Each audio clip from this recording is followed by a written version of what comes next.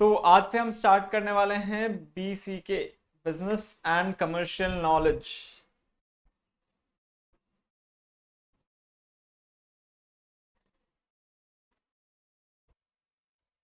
तो सर ये BCK में हम कवर क्या करने वाले हैं?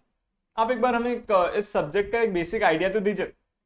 ये बिजनेस एंड कमर्शियल नॉलेज का इस सब्जेक्ट में हम कवर क्या करने वाले हैं? इकोनॉमिक्स में हमने अभी तक क्या कवर किया था?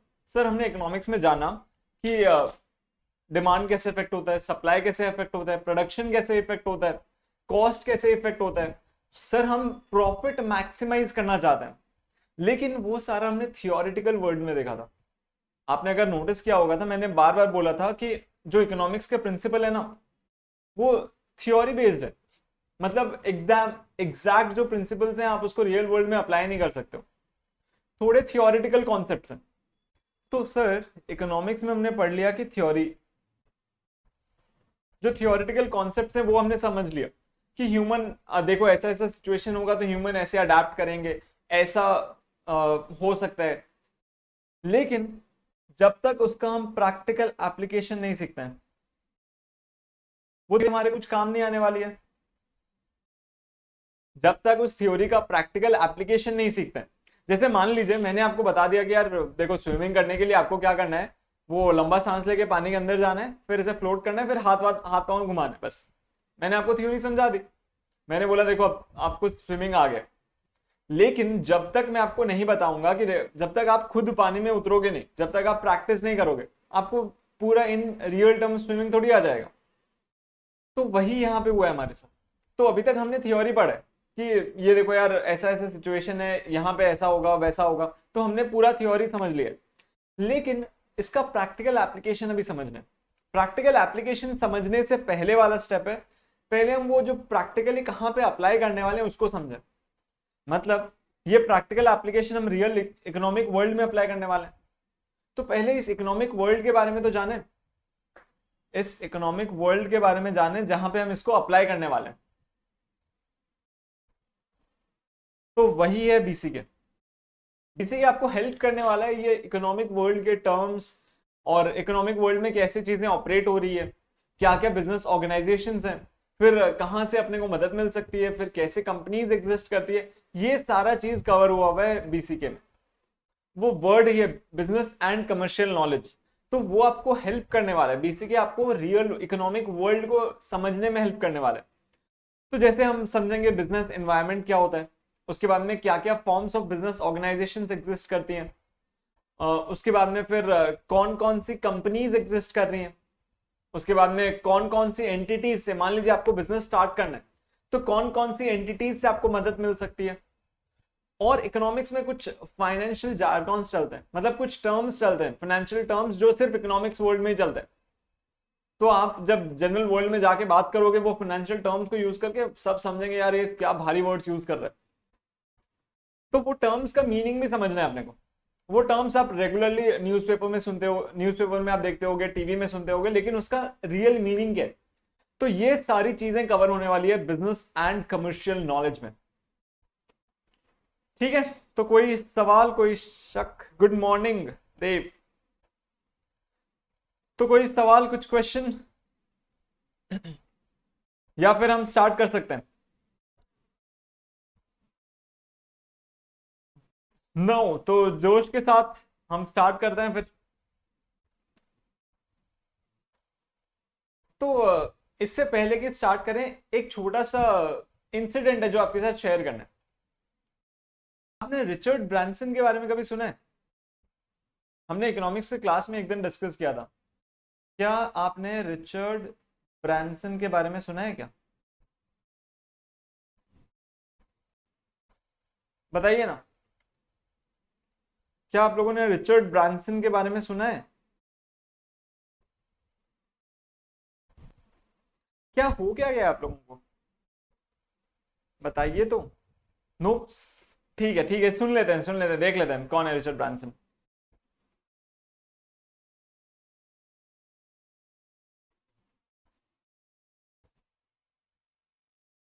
हमने बीच में डिस्कस किया था ना, जो बंदा पहले वो स्पेस में गया था। रिचर्ड ब्रांसन, ये रहे रिचर्ड ब्रांसन। इनके क्या क्या बिजनेस है वो देख लेते हैं।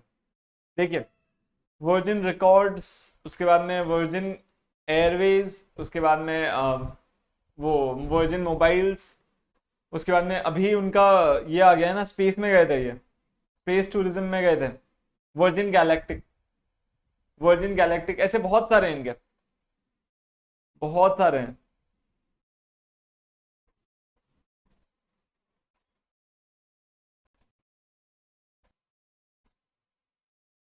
तो इनका एक इनका वो है आइलैंड, नेक्टर आइलैंड्स, तो बहुत पॉपुलर है। आई मीन इलॉन मस्क वगैरह के साथ ये बहुत ज्यादा कनेक्टेड है। तो हाइपर लूप, वर्जिन ने भी अपना हाइपर लूप स्टार्ट किया है, वो भी उस प्रोजेक्ट पे काम कर रहे हैं। ठीक है, तो बहुत भयंकर काम कर रहे हैं। इनके बारे में क्या बताना चाह रहे हो? तो इन्होंने जब वर्जिन एयरवेज स्टार्ट किया था, मतलब जो फ्लाइट कैरियर स्टार्ट किया था, उस टाइम उसकी स्टार्ट की स्टोरी बहुत इंटरेस्टिंग है। उस स्टार्ट की स्टोरी बहुत ज्यादा इंटरेस्टिंग है, तो ध्यान से सुनिएगा उस टाइम क्या हुआ था। और ये कनेक्टेड है हमारे टॉपिक्स के साथ, तो ध्यान से सुनिएगा उस टाइम हुआ क्या था, एकदम बहुत इंपॉर्टेंट, बहुत इंटरेस्टिंग स्टोरी है। तो क्या हुआ, रिचर्ड ब्रांसन उन्होंने स्टार्ट किया था अपना बिजनेस वर्जिन रिकॉर्ड्स से। वर्जिन रिकॉर्ड्स वाले बिजनेस उनका फर्स्ट बिजनेस था, जिसमें वो सीडीज वगैरह बेचते थे, म्यूजिक सीडीज, एल्बम्स वगैरह ये सब सेल करते थे। बहुत पहले की बात है, जब स्टार्टिंग स्टार्टिंग में म्यूजिक का भयंकर क्रेज था, उस टाइम उन्होंने स्टार्ट किया था। तो उससे बहुत ह्यूज रेवेन्यूज उन्होंने और ह्यूज फॉर्च्यून उन्होंने अमास किया था। उसके बाद में उन्होंने एक आइलैंड खरीदा था, जिसका नाम था नेक्टर आइलैंड्स। ये आइलैंड्स भी, मतलब जो ये आइलैंड्स खरीदने की स्टोरी भी बहुत इंटरेस्टिंग है। एक बिलियनर ने ये आइलैंड्स को डाला था सेल पे, तो उसने वैल्यू कोट किया था समवेट अराउंड $100 million और समथिंग। तो इन्होंने काउंटर कोटेशन किया था $20 million और समथिंग। तो इनको फिर फाइनली $30 million में सेटलमेंट हो गया था। तो उन्होंने फिर एक आइलैंड खरीद लिया था, नेक्टर आइलैंड्स। अब उनको जाना था ब्रिटिश वर्जिन आइलैंड से लेके यहाँ पे, सॉरी, ऐसा नहीं था, ऐसा नहीं था। इनको जाना था ब्रिटिश वर्जिन आइलैंड्स, फिर वहां से पास में था नेक्टर आइलैंड्स। लेकिन वो जहां से फ्लाइट लेते ना, जहां से फ्लाइट लेते, यहाँ पे फ्लाइट कैंसिल हो गई। यहाँ पे फ्लाइट कैंसिल हो गई। लेकिन इनको जाना था कैसे भी नेक्टर आइलैंड्स, क्योंकि उनको अपनी गर्लफ्रेंड से मिलना था, और उनकी फ्लाइट कैंसिल हो गई। तो और कोई रिसेंट फ्लाइट्स अवेलेबल भी नहीं थी। तो बहुत ज़्यादा इरिटेशन हुआ, बहुत ज़्यादा गुस्सा आया उनको। फिर उन्होंने क्या किया, बोइंग से बात किया। बोइंग क्या करती है, बोइंग एयरक्राफ्ट लीज पे देती है। ठीक है, एयरक्राफ्ट अगर मान लीजिए आपको एयरलाइन कंपनी चलानी है और आपको इतने पैसे नहीं लगाने एक नया फ्लाइट खरीदने के, तो आप बोइंग से लीज पे ले सकते हो कि भैया आप मुझे 10 साल 15 साल ये एरोप्लेन यूज करने के लिए दे दीजिए। तो उन्होंने बोइंग को कॉल किया और उसको बोला कि भैया हमें एक लीज पे चाहिए। तो बोइंग ने उनको एक फ्लाइट दी, और उन्होंने वहीं पे एक बोर्ड लगा दिया कि 1 way trip to British Virgin Islands $39। और फिर यहां से स्टार्ट हुआ उनका ट्रिप। यहां से स्टार्ट हुआ कि फिर इसको उन्होंने एक्सपैंड करते गए। तो बहुत इंटरेस्टिंग स्टोरी थी। इंटरेस्टिंग थी कि मतलब इन अ सडन इवेंट्स, मतलब मैक्सिमम एक वीक के अंदर अंदर उन्होंने ये काम कर लिया, और उनका एयरलाइन कंपनी वो स्टार्ट हो गया और चलना चालू हो गया था। उस टाइम थोड़े रेस्ट्रिक्शंस कम थे, और इतने ज्यादा परमिशंस वगैरह नहीं लेनी पड़ते थे। तो ये था पूरा स्टोरी ब्रिटिश वर्जिन आइलैंड्स तक पहुंचने का, और कैसे स्टार्ट हुआ वर्जिन एयरलाइंस। तो सर आप ये स्टोरी क्यों बता रहे हैं? ये स्टोरी इसलिए बता रहे हैं क्योंकि यहाँ पे बहुत सारे कॉन्सेप्ट्स जो बीसीके से कनेक्टेड होने वाले हैं। मतलब ये जानने के लिए कि एक बिजनेस में उतरने के लिए बिजनेस के कैरेक्टरिस्टिक्स क्या होते हैं। आपको अगर ट्रेड करना है, कॉमर्स करना है, तो आपको क्या करना पड़ेगा, एक बिजनेस और एक एंटरप्रेन्योर के बीच में डिफरेंस क्या है, एक बिजनेसमैन और एक एंटरप्रेन्योर के बीच में डिफरेंस क्या है। तो एक कॉमन डिफरेंस है कि एंटरप्रेन्योर इनोवेशन लाता है, जैसे पहले जो एयरलाइन कंपनीज थी, इनोवेशन ये नहीं मतलब सिर्फ नया प्रोडक्ट आना चाहिए, इनोवेशन ये भी होता है कि आप रिस्क बियर करो और कुछ ऐसा अनलेवल मतलब जो ऐसे फील्ड में उतरो जहां पे और कोई आना नहीं चाह रहा है। जैसे बिजनेसमैन का मेन ऑब्जेक्टिव क्या होता है कि प्रॉफिट कमाना है। एक एंटरप्रेन्योर देखता है कि मैं कैसे, जहां पे मार्जिन अवेलेबल है या फिर जहां पे कोई आ ही नहीं रहा है, वहां पे मैं कैसे एंटर कर सकूं। तो दैट इज व्हाट एक एंटरप्रेन्योर और बिजनेसमैन के बीच में डिफरेंस है। और कैसे वर्जिन एयरलाइन स्टार्ट हुआ, तो बहुत डेयरिंग नेचर से उन्होंने स्टार्ट किया था और यही सारी चीजें उनको सेपरेट करती है। आज देखना आप वो शायद top 100 richest man on earth के टॉप 100 में है, शायद वो 50th या 54th रैंक में। ठीक है, तो इसी होप के साथ कि हम भी ऐसा कुछ करेंगे, चलिए स्टार्ट करते हैं आज की क्लास अब।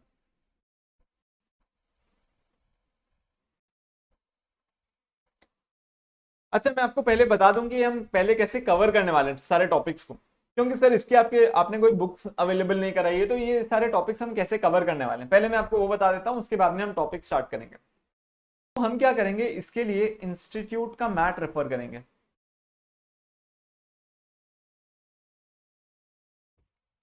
प्लस हम नोट्स बनाएंगे अपने, जैसे हम इकोनॉमिक्स में बना रहे थे वैसे ही हम यहाँ पे नोट्स बनाएंगे। ये नोट्स हमें हेल्प करने वाले हैं रिविजन के टाइम। आप ये दोनों चीजों को कवर करेंगे, रिविजन के टाइम आप ये दोनों चीजों को कवर करेंगे, इंस्टीट्यूट का मैट भी रीड करेंगे और नोट्स भी रीड करेंगे। ठीक है, ये आपका बीसीके है 40 मार्क्स का, और इट इज 100% पॉसिबल कि आप 40 मार्क्स पूरा का पूरा अटेंड करके आ पाए और 40 मार्क्स स्कोर भी कर पाए। और ये बहुत ज्यादा इजी और कॉमन टॉपिक्स है, मतलब आपको पढ़ने से अच्छा लगेगा, सुकून लगेगा दिल में, और ऐसा कोई भी टेंशन वाली बात नहीं होने वाली, क्योंकि यहाँ पे एक ही आंसर स्ट्रेट फॉरवर्ड है। जैसे इकोनॉमिक्स में होता था यार ये इलास्टिक है, इन इलास्टिक है, परफेक्टली इलास्टिक है, या लेस देन वन इलास्टिक है, कैसा इलास्टिक है, तो यहाँ पे वैसा कुछ नहीं है। यहाँ पे सारी चीजें एकदम स्ट्रेट फॉरवर्ड पड़ी हुई है, या तो यही आंसर है या बिल्कुल ये आंसर नहीं है, बस ऐसा है एकदम। तो अगर आप सिर्फ क्लास में एकदम ध्यान से अपना फोकस मेंटेन करके रखेंगे, जैसे अपनी क्लास 1 से 1.5 घंटा होने वाली है, आप अगर सिर्फ 1 से 1.5 घंटा अपना पूरा फोकस मेंटेन करके रखेंगे तो भी सफिशिएंट है आपको ये बीसीके वाला सब्जेक्ट कंप्लीट करने के लिए। उसके बाद में आप बस 1-2 रीडिंग्स कर लेंगे तो पूरा सब्जेक्ट कंप्लीट। तो इसी रीजन की वजह से आपको पूरा क्लास में अपना फोकस मेंटेन करके रखना है, और तो इजीली आराम से आप 40 मार्क्स स्कोर कर सकते हैं। चलिए 40 आप अटेंड कर सकते हैं, एटलीस्ट मिनिमम 30 से 35 आपके आ जाएंगे मिनिमम। ओके, तो लेट्स बिगिन दिस चैप्टर। आप हेडिंग दे दीजिएगा बीसीके, और उसके बाद में उसके अंदर दे दीजिएगा चैप्टर 1। और first point, economic activity versus non economic activity. Economic activity versus non economic activity, तो ये सर हमने इकोनॉमिक्स में ऑलरेडी पढ़ रहे थे। इकोनॉमिक एक्टिविटी मतलब आप कोई ऐसा काम कर रहे हो जिसके अगेंस्ट में आप रिटर्न एक्सपेक्ट कर रहे हो, मतलब आप चाह रहे हो कि यार मैं ये काम करूंगा, आप मुझे इन रिटर्न कुछ पैसे दोगे, तब जाके उसको हम बोलते हैं इकोनॉमिक एक्टिविटी। और नॉन इकोनॉमिक एक्टिविटी होता है जब आप कुछ काम कर रहे हो लेकिन आप कुछ in return monetary benefit expect नहीं कर रहे हो, मतलब आप out of love out of passion ये काम कर रहे हो और आप इन रिटर्न कुछ भी मॉनिटरी एक्सपेक्ट नहीं कर रहे हो, उसको हम बोलते हैं नॉन इकोनॉमिक एक्टिविटी। तो यही चीजें हम बस एक बार फटाफट नोट कर लेते हैं, इस चीज को एक बार अच्छे से नोट कर लेते हैं। Economic activity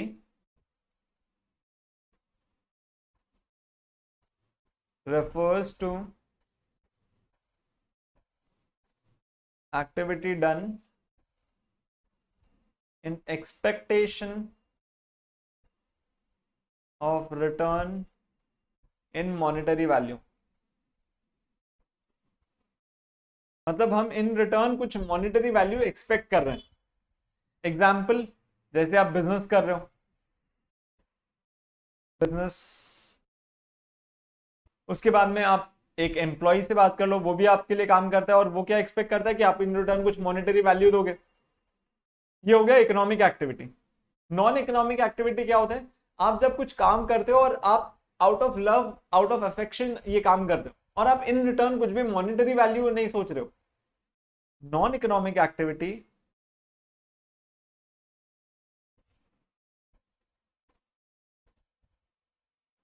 refers to activity done out of love and affection.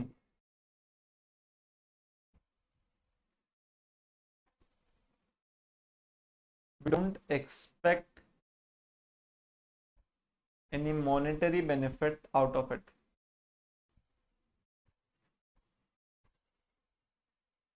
इसको हम बोलते हैं नॉन इकोनॉमिक एक्टिविटी। इसका एग्जांपल आप नोट कर लीजिए। आपकी मम्मी जब आपके लिए खाना बनाती है उसको हम नॉन इकोनॉमिक एक्टिविटी बोलेंगे ना। मम्मी थोड़ी बोलती है यार ये पैसा ला के देना, मैं तेरे लिए टिफिन बना के दी, तू मुझे इन रिटर्न मॉनेटरी वैल्यू देगा। ऐसा तो कुछ नहीं होता है।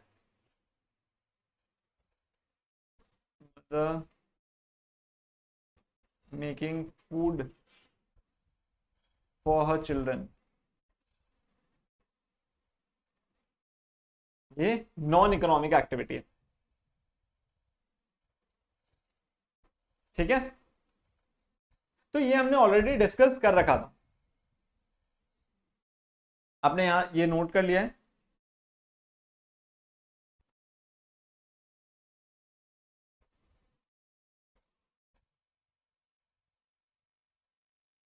बोलिए ना, नोट कर लिया है आपने? हाँ हाँ सर, नोट कर लिया। ओके, फिर नेक्स्ट है कैरेक्टरिस्टिक्स ऑफ इकोनॉमिक एक्टिविटी। मतलब सर हम कैसे देख के बता सकते हैं कि यार ये इकोनॉमिक एक्टिविटी है ही है, पक्का एकदम इकोनॉमिक एक्टिविटी ही है ये। Point number 2, characteristics of economic activity.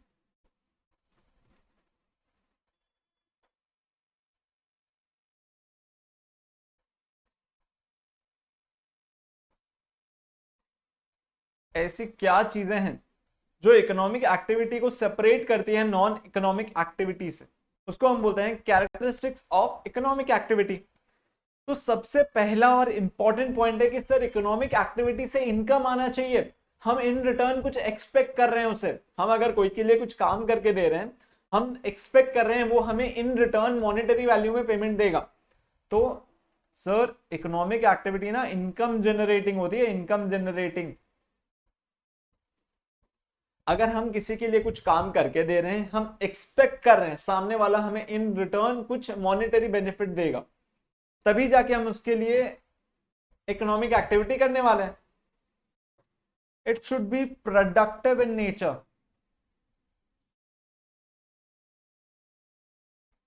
Sir productive मतलब, आपको याद है हमने इकोनॉमिक्स में प्रोडक्शन का डेफिनेशन पढ़ा था।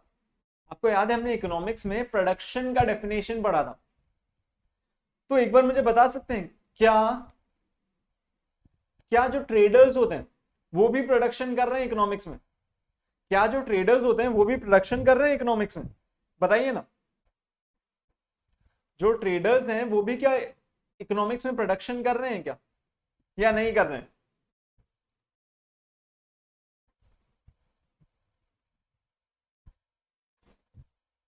बोलिए। हमने पढ़ा था ना, making goods available at time when generally they are not available, या फिर making goods available at a place where they are generally not available. तो ये सारे लोग तो ये सब काम तो ट्रेडर्स करते हैं ना। मैन्युफैक्चरर्स तो फाइनल गुड्स बनाते हैं, ट्रेडर्स का काम होता है वो गुड्स को अवेलेबल कराते हैं जनरली उस टाइम पे जब वो गुड्स अवेलेबल नहीं होता है, या फिर ऐसे प्लेस में या फिर ऐसे लोकेशन में जहां पे उस गुड्स का यूटिलिटी हाई है। ये काम ट्रेडर्स का होता है। तो ट्रेडर्स भी प्रोडक्शन कर रहे हैं। और उसके बाद में हमने देखा था क्या जो chartered accountants, doctors, lawyers, teachers ये सब सर्विस दे रहे हैं, क्या उसको भी प्रोडक्शन बोलते हैं क्या? हाँ या ना तो बताइए, ऐसे चुप चुप क्या बैठे हो? हाँ सर, हमने पढ़ा था कि जो डॉक्टर्स, लॉयर्स जो अपने पर्सनलाइज्ड स्किल को, जो अपने स्किल्स को सर्विस में कन्वर्ट करते हैं, सर उसको भी हम प्रोडक्शन बोलते हैं। तो इसने भी एग्जैक्टली यही बात बोला। उसने बोला अगर आप प्रोडक्टिव इन नेचर हो, इसका मतलब आप इकोनॉमिक्स कर रहे हो, मतलब आप प्रोडक्शन कर रहे हो। तो आप यहां पे बस लिख लीजिए refer definition of production in economics chapter 3। आप प्रोडक्शन इन इकोनॉमिक्स, उसका इकोनॉमिक्स में हमने जो चैप्टर 3 प्रोडक्शन पढ़ा था उसका डेफिनेशन रेफर कर लीजिए। तो आपको समझ में आ जाएगा कि ट्रेडर्स भी प्रोडक्शन कर रहे हैं इकोनॉमिक्स के व्यू पॉइंट से, मैन्युफैक्चरर्स भी प्रोडक्शन कर रहे हैं, जो सर्विस प्रोवाइडर्स हैं वो भी प्रोडक्शन कर रहे हैं। तो अगर आप कोई इकोनॉमिक एक्टिविटी कर रहे हो, इसका मतलब आप प्रोडक्शन कर रहे हो, अदरवाइज आपको इकोनॉमिक एक्टिविटी कर ही नहीं रहे हो। अगर आप प्रोडक्शन नहीं कर रहे हो तो आपको इकोनॉमिक एक्टिविटी ही नहीं कर रहे हो। ठीक है,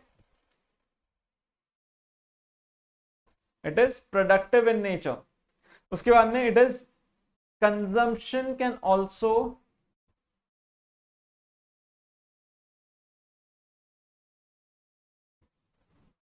B treated as economic activity. Sir consumption को इकोनॉमिक एक्टिविटी कैसे ट्रीट किया जा सकता है? मान लीजिए मान लीजिए आपका बिजनेस है कि आप वो वीट खरीदते हो और उससे आटा बनाते हो।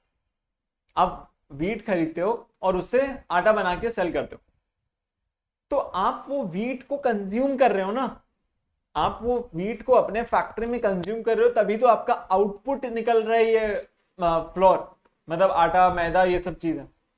तो अनलेस आप कंज्यूम नहीं करोगे, वहां पे सामने वाला कैसे प्रोड्यूस करेगा? तो consumption is also an economic activity, because since आप कंज्यूम कर रहे हो और इसके अगेंस्ट आप कुछ अपना आउटपुट प्रोड्यूस कर रहे हो, इस रीजन के वजह से even consumption is a part of economic activity. ठीक है, तो आप कंज्यूम कर रहे हो और इन रिगार्ड्स आप कुछ आउटपुट प्रोड्यूस कर रहे हो, इसको भी हम इकोनॉमिक एक्टिविटी का पार्ट मानते हैं। फिर next, savings, investment and wealth. ये भी हमने ऑलरेडी चैप्टर 3 में कवर किया था कि कैपिटल फॉर्मेशन के स्टेप्स क्या थे। सर आप पहले सेव करते हो, आप उसको इन्वेस्ट करते हो, मतलब उसको चैनलाइज करते हो, एंड फाइनली आपका वेल्थ क्रिएट होता है। तो अनलेस हम अपने फंड्स को सेव नहीं करेंगे, उसको इकोनॉमी में वापस नहीं लगाएंगे, तो कंपनीज जो बिजनेस रन कर रहे हैं उनके पास पैसे नहीं होंगे। तो जब तक उनके पास पैसे नहीं होंगे, वो अपने कैपिटल एसेट्स कैसे परचेज करेंगे, मशीन्स को रन कैसे करेंगे? तो जब तक हम सेविंग्स नहीं करते या फिर उसको इन्वेस्टमेंट चैनल्स में पुट नहीं करते, ना तो हमारा वेल्थ क्रिएट होगा, ना इस इकोनॉमी का वेल्थ क्रिएट होगा। तो उन्होंने बोला कि अगर आप सेविंग्स कर रहे हो और उसको इन्वेस्ट भी कर रहे हो, आप इन रिटर्न एक्सपेक्ट कर रहे हो कि मुझे कुछ मॉनेटरी रिटर्न्स मिलेगा। मतलब मान लीजिए मैं अगर कोई कंपनी में इन्वेस्ट कर रहा हूँ, किसी कंपनी का शेयर्स बाय कर रहा हूँ, मैं क्या एक्सपेक्ट कर रहा हूँ कि ये कंपनी मुझे डिविडेंड देगी, मुझे कैपिटल ग्रोथ होगा, मेरा वेल्थ बढ़ेगा, यही एक्सपेक्ट करके मैं इन्वेस्ट कर रहा हूँ। तो वही बोला उन्होंने कि जब आप सेव करते हो, उसको इन्वेस्ट कर रहे हो अपने वेल्थ क्रिएशन के लिए, वो भी एक इकोनॉमिक एक्टिविटी है। तो ये सारे कैरेक्टरिस्टिक्स है एक इकोनॉमिक एक्टिविटी को पहचानने के लिए। मतलब मान लीजिए आपको कुछ सिचुएशन दिया हुआ है, बताइए ये इकोनॉमिक एक्टिविटी है या नहीं, तो आपको ये कैरेक्टरिस्टिक्स से आइडेंटिफाई करना है कि देखो अगर ये कैरेक्टरिस्टिक्स पूरे हो रहे तो इसका मतलब ये इकोनॉमिक एक्टिविटी है। जैसे कि एग्जांपल ले लेते, मान लीजिए एक कारपेंटर अपने फैमिली के लिए, खुद के घर के लिए वो फर्नीचर्स बना रहा है, क्या वो इकोनॉमिक एक्टिविटी होगा या इकोनॉमिक एक्टिविटी नहीं होगा? सोच के बताइएगा। एक फार्मर फर्नीचर बना रहा है अपने घर के लिए, क्या वो इकोनॉमिक एक्टिविटी होगा या इकोनॉमिक एक्टिविटी नहीं होगा? बताइए। नहीं सर, ऑफ कोर्स नहीं होगा, क्योंकि वो इनकम जनरेटिंग नहीं है ना, और वो उससे इन रिटर्न कुछ एक्सपेक्ट भी नहीं कर रहे हैं, तो सर वो इकोनॉमिक एक्टिविटी नहीं है। लेकिन अब मान लीजिए वही जो फर्नीचर बनाने वाला है, वो अपने ऑफिस के लिए एक फर्नीचर बना रहा है, क्या वो इनकम जनरेटिंग एक्टिविटी है? क्या वो इकोनॉमिक एक्टिविटी है या इकोनॉमिक एक्टिविटी नहीं है? बताइएगा। अपने ऑफिस के लिए फर्नीचर बना रहा है, हाँ सर, वो इकोनॉमिक एक्टिविटी होगा क्योंकि वो कंज्यूम कर रहे हैं और उससे फ्यूचर में इनकम एक्सपेक्ट कर रहे हैं। वो सोच रहे हैं कि यार देखो मस्त फर्नीचर होगा तो एम्प्लॉयज मतलब जो भी कस्टमर्स आएंगे वो इस फर्नीचर पे बैठेंगे, हमारा क्वालिटी देख पाएंगे, क्वालिटी समझ पाएंगे और अकॉर्डिंगली अपने ऑर्डर्स प्लेस करेंगे। तो इस रीजन की वजह से वो माना जाएगा कि वो इकोनॉमिक एक्टिविटी है। ठीक है, अब आ जाइए पॉइंट नंबर 3 में। आप एक इकोनॉमिक एक्टिविटी 3 कैटेगरीज में कर सकते हो। मतलब अगर आप कोई भी इकोनॉमिक एक्टिविटी करते हो आप इन 3 कैटेगरीज में से एक में फॉल करोगे ही करोगे। सर क्या क्या कैटेगरीज है वो? कंपैरिजन बिटवीन, आपको अगर कोई भी इकोनॉमिक एक्टिविटी करना है तो आपको इन 3 कैटेगरीज के अंदर रह के ये इकोनॉमिक एक्टिविटी आप कर पाओगे। सर वो क्या क्या है? Business, profession and employment. Business, profession and employment, ये 3 कैटेगरीज के अंदर ही रह के आप कर सकते हो। मान लीजिए आपको कोई भी इकोनॉमिक एक्टिविटी करना है, या तो आप बिजनेस करने वाले हो, या फिर आप प्रोफेशन करने वाले हो, या फिर आप एम्प्लॉयमेंट में जाने वाले हो। इन 3 कैटेगरीज से बाहर आप कोई भी इकोनॉमिक एक्टिविटी नहीं कर पाओगे। आप कोई भी इकोनॉमिक एक्टिविटी पिक कर लो जिससे आपको इनकम जनरेट होने वाला है, इन तीनों में से एक ही आएगा वो। ठीक है, तो सर एक बार समझ लेते हैं बिजनेस क्या होता है, प्रोफेशन क्या होता है, एम्प्लॉयमेंट क्या होता है। सर हमें एक बेसिक आइडिया तो है, आप इन डेप्थ में बताओ ना।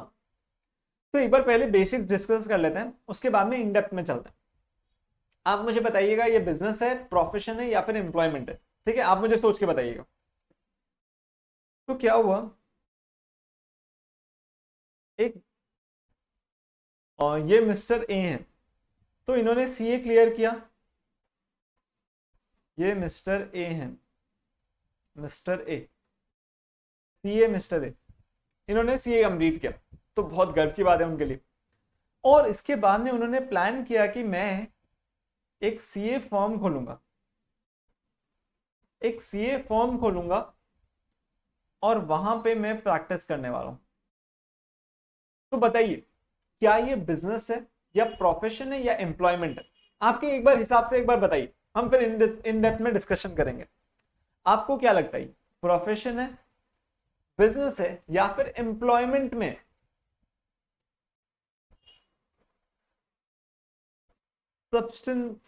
सब्सिस्टेंस फार्मिंग क्या बिजनेस, प्रोफेशन या एम्प्लॉयमेंट? हाँ सर ये प्रोफेशन है। सब्सिस्टेंस फार्मिंग क्या हुआ देव? शायद मैं श्योर नहीं हूं।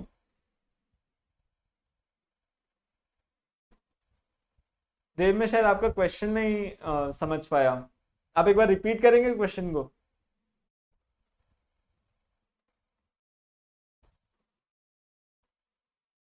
अच्छा, D commercialise farming, in return आप क्या एक्सपेक्ट कर रहे हो? मान लीजिए हाँ फॉर ओन प्रोडक्शन, आप अपने प्रोडक्शन के लिए कर रहे हो, तो वो फिर कोई वो ये नहीं है, तो फिर वो इकोनॉमिक एक्टिविटी नहीं हुआ।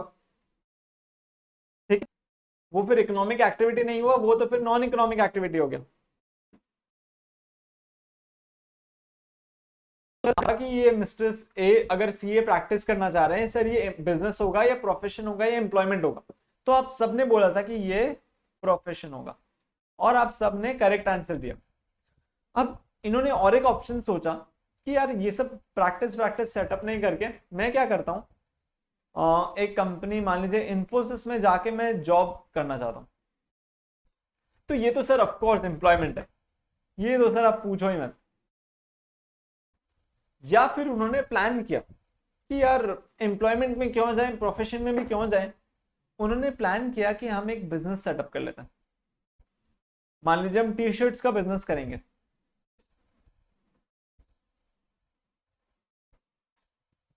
इसको हम बोलते हैं टी शर्ट सेल करेंगे या प्रोड्यूस करेंगे, उसको हम बोलते हैं बिजनेस।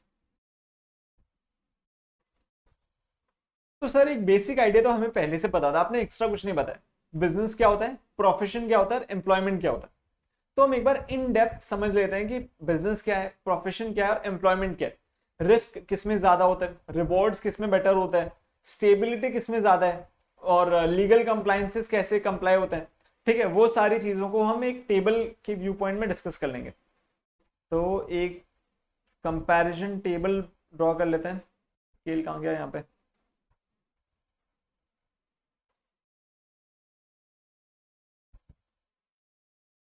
एक मिनट।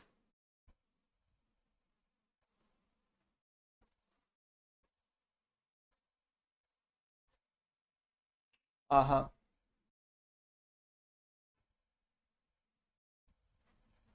एक मिनट क्या?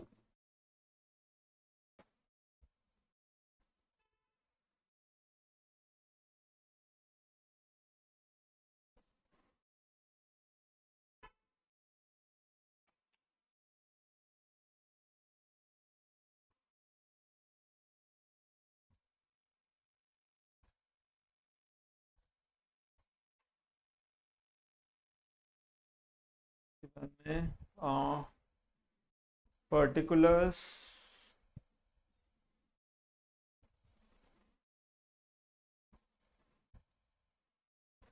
पर्टिकुलर्स बनेगा, फिर बिजनेस, प्रोफेशन, एम्प्लॉयमेंट।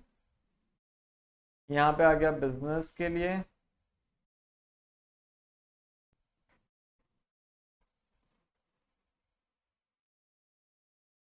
फिर यहाँ पे आ गया प्रोफेशन के लिए,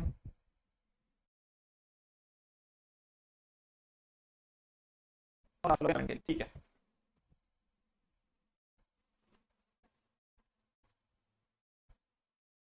तो ये आपको ड्रॉ करना है।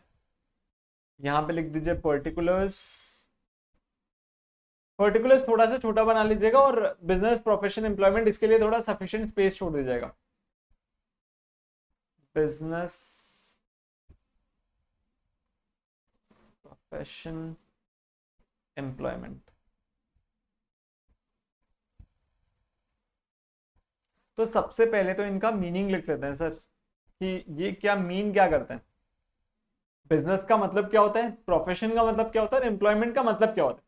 आपने जो समझा हुआ है वही मतलब है, बस उसको थोड़ा कॉम्प्लिकेटेड वर्ड्स में उन्होंने कन्वर्ट कर दिया उसको। बिजनेस का मतलब entire spectrum of activities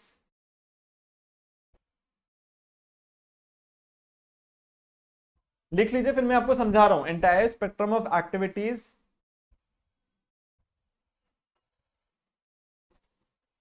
coming under industry, trade and commerce. तो वो सारे एक्टिविटीज जो आपको करने पड़ेंगे सो दैट आप उससे प्रॉफिट जनरेट कर सको, उसको हम बोलते हैं बिजनेस। प्रोफेशन का मतलब independent rendering of services, independent rendering of services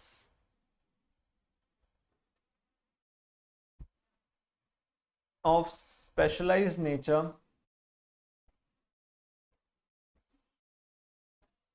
based on prescribed qualification. आपके पास कुछ प्रिस्क्राइब्ड क्वालिफिकेशन होने चाहिए, तब जाके आप प्रोफेशन प्रैक्टिस कर सकते हो।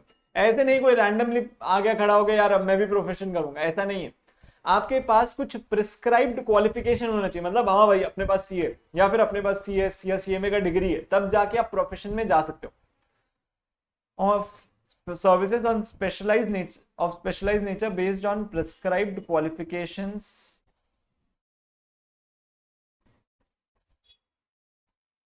prescribed qualifications under guidance of professional body। और ऐसा भी नहीं कि आप हमेशा के लिए छूट जाओगे, आपको एक प्रोफेशनल बॉडी के कोड ऑफ कंडक्ट के अंदर ही काम करना पड़ेगा, मैंडेटरी है। जैसे आप अगर सीए में प्रैक्टिस करते हो, चार्टर्ड अकाउंटेंसी में आप प्रैक्टिस करते हो, तो आपको आईसीआई के अंडर ही प्रैक्टिस करना पड़ेगा। मतलब आईसीआई जो कोड ऑफ कंडक्ट, जो रूल्स निकालेगी, आपको वो फॉलो करना पड़ेगा। ऐसा नहीं कि अब भाई मैं सीए बन गया हूं तो अब जो बोलूंगा मैं वही चलेगा, ऐसा नहीं होता है। तो आप प्लीज यहाँ पे हाईलाइट कर लीजिए, स्पेशलाइज्ड नेचर, प्रेस्क्राइब्ड क्वालिफिकेशन होना चाहिए, गाइडेंस ऑफ प्रोफेशनल बॉडी। जब तक ये चीजें नहीं है तब तक आप प्रोफेशन नहीं कर सकते हो। प्रोफेशन के लिए 3 मैंडेटरी कंडीशन ही है। स्पेशलाइज्ड नेचर का काम होना चाहिए, आपके पास वो स्पेशल क्वालिफिकेशन होना चाहिए, और आप एक प्रोफेशनल बॉडी के कोड ऑफ कंडक्ट के अंदर ही काम कर सकते हो। ऐसा नहीं कि रैंडमली यार अब मैं उठ के आ गया, मैं जो बोलूंगा वैसा होएगा, ऐसा नहीं होता है। एम्प्लॉयमेंट मतलब rendering of services under a contract.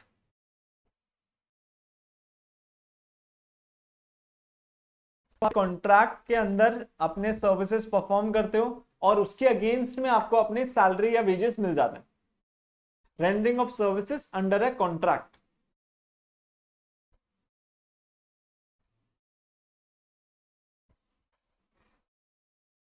आपने कर लिया ना यहां तक?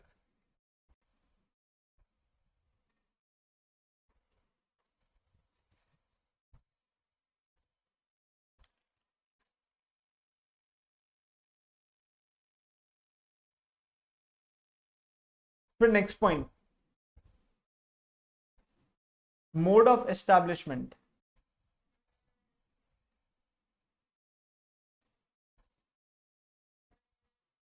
आपको बिजनेस अगर सेटअप करना है तो आपको कुछ लीगल रूल्स को फॉलो करना पड़ता है। जैसे मान लीजिए आपको जीएसटी नंबर लेना पड़ेगा।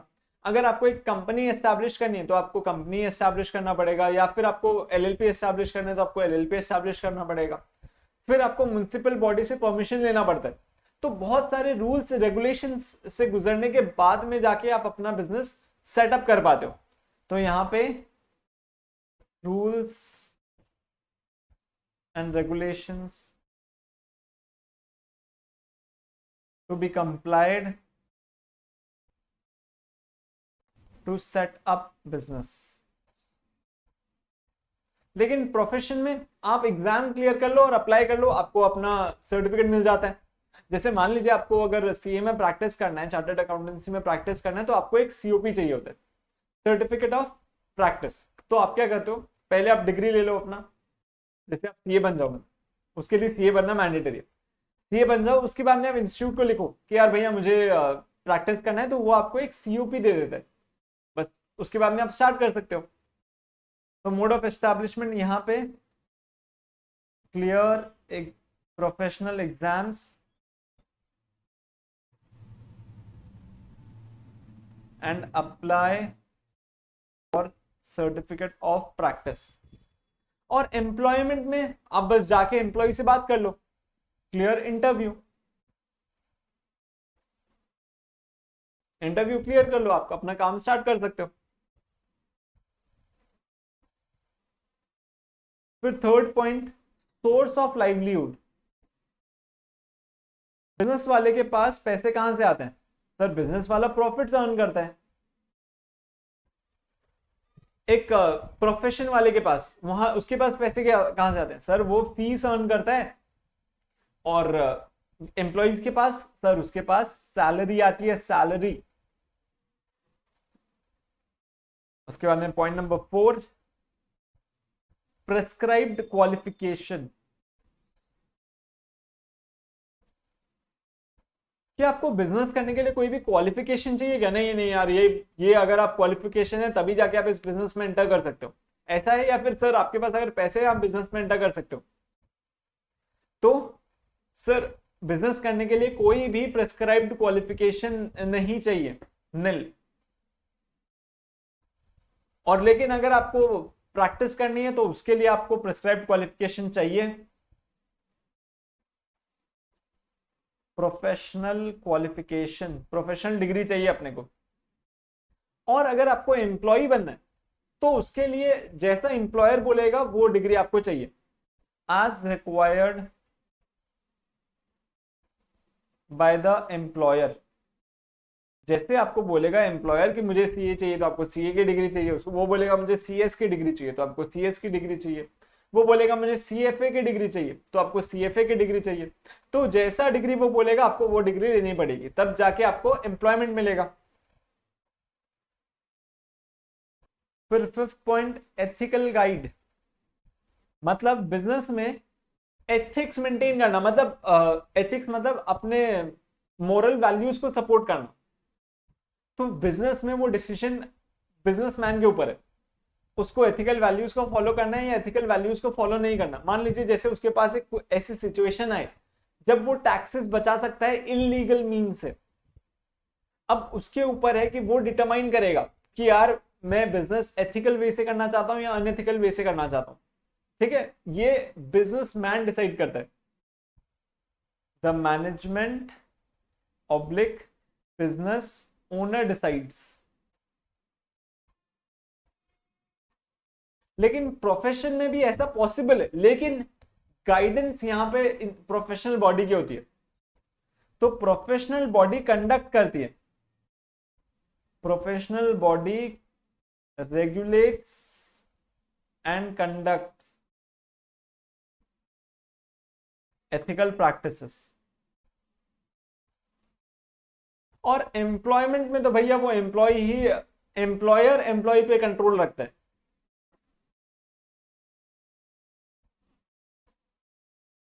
एम्प्लॉयर गाइड्स द एम्प्लॉय, तो एम्प्लॉयर जैसा बोलेगा एम्प्लॉय को वही फॉलो करना पड़ेगा। फिर पॉइंट नंबर 6, इन्वेस्टमेंट। कहां पे मैक्सिमम इन्वेस्टमेंट लगेगी सर? ऑफ कोर्स बिजनेस में मैक्सिमम इन्वेस्टमेंट लगेगी। Maximum investment and gestation period. आपको जेस्टेशन पीरियड का मतलब पता है? जेस्टेशन पीरियड क्या होता है? सेम है क्या? हाँ, ऑलमोस्ट वैसा ही है, लेकिन सेम नहीं है। यहां पे बहुत सारा कुछ एक्स्ट्रा आपको जानने मिलेगा। आपको जेस्टेशन पीरियड का मतलब पता है? जेस्टेशन पीरियड क्या होता है बताइए, हाँ या ना?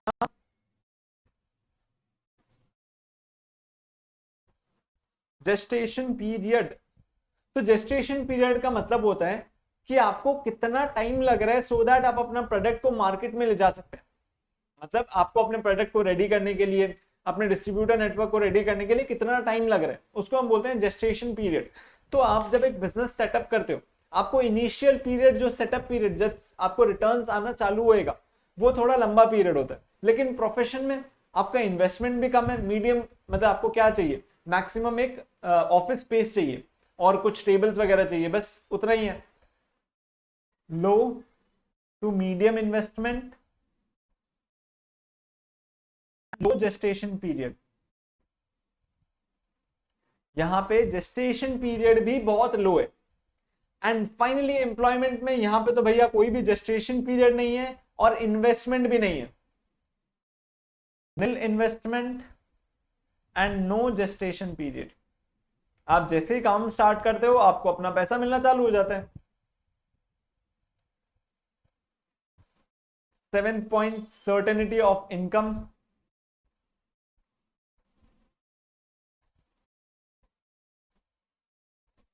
बिजनेस में इनकम अनसर्टन है, लेकिन जब भी आती है वो एकदम छप्पर फाड़ के आती है।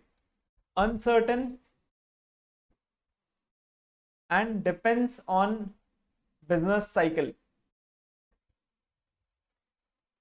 अभी मार्केट कैसा चल रहा है, अभी अगर पीक पे, ग्रोथ पे, तो आपके बहुत अच्छी सेल आएगी, तो आपको अच्छे रेवेन्यूज मिलते रहेंगे। और प्रोफेशन के लिए certainty of income somewhat certain, और यहां पे सर्टन, फुल्ली सर्टन। आप काम करोगे, मतलब चाहे वहां पे बिजनेस में लॉस हो रहा होगा, फिर भी उसको आपको सैलरी देनी पड़ेगी। And finally stability. बिजनेस बहुत ज्यादा अनस्टेबल है, मतलब अप्स डाउन्स आप कंट्रोल नहीं कर सकते हो। Unstable, stable to some extent, and this is stable. लेकिन ऐसा, ये तो बुक में लिखा हुआ है, लेकिन ट्रू सेंस में आप एक बार सोचना, आप इतना नोट कर लीजिए और एक बार बस क्वेश्चन पे पॉन्डर कीजिए जो भी मैं पूछ रहा हूं।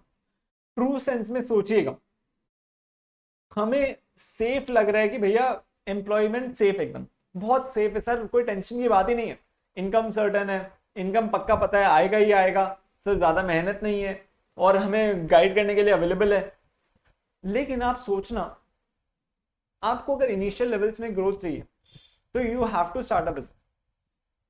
मतलब ऐसे आप अगर बहुत सारे रेपिटेटिव बात सुनोगे अगर कोई एंटरप्रेन्योर से, या फिर जो फेमस पर्सनालिटीज है, उनका एक मोटो ये जरूर है कि आपको एम्प्लॉयमेंट एक सेफ जोन में डाल देते हैं, या फिर अगर आपको एम्प्लॉयमेंट में जाना है तो आप स्टार्टअप्स में जाइएगा। ये अब इससे हटके, बीसीके से हटके मैं आपको कुछ एक्स्ट्रा बातें बता रहा हूँ।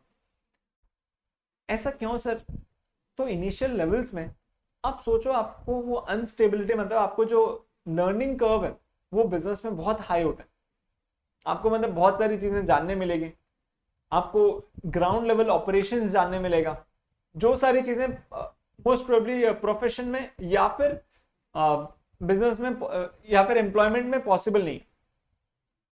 तो इवन दो इनकम मतलब इनकम अनसर्टन है, आपको स्टेबिलिटी पता नहीं है कि कैसी होगी, डिफिकल्टीज है कि आपको लीगल कंप्लाइंसेस फॉलो करने पड़ते हैं, उसके बाद में आपको डीलिंग्स करनी पड़ती है, आपको हेवी इन्वेस्टमेंट करना पड़ता है, हेवी जेस्टेशन पीरियड बियर करना पड़ता है, रिस्क बहुत हाई है, लेकिन लर्निंग कर्व उससे भी ज्यादा बेटर है।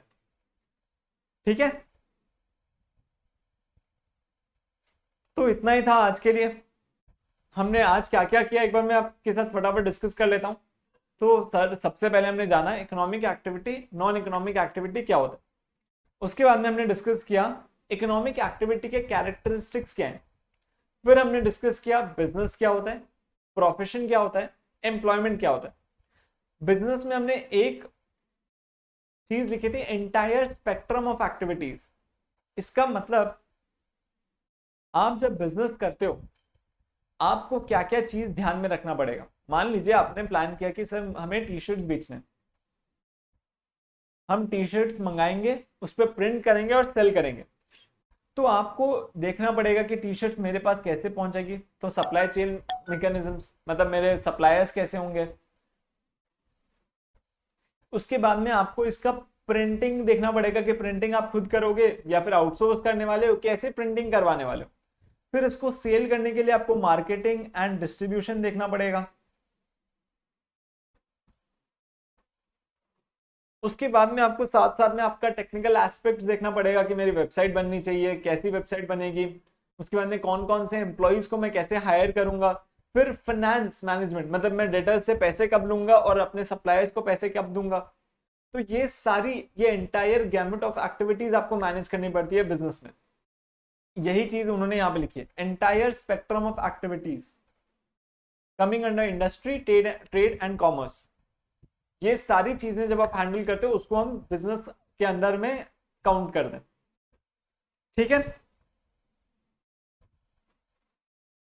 तो इसके साथ आज की क्लास हम यहीं पे एंड करते हैं। ओके, तो मोस्ट प्रोबेबली नेक्स्ट क्लास में अपना चैप्टर 1 कंप्लीट हो जाएगा।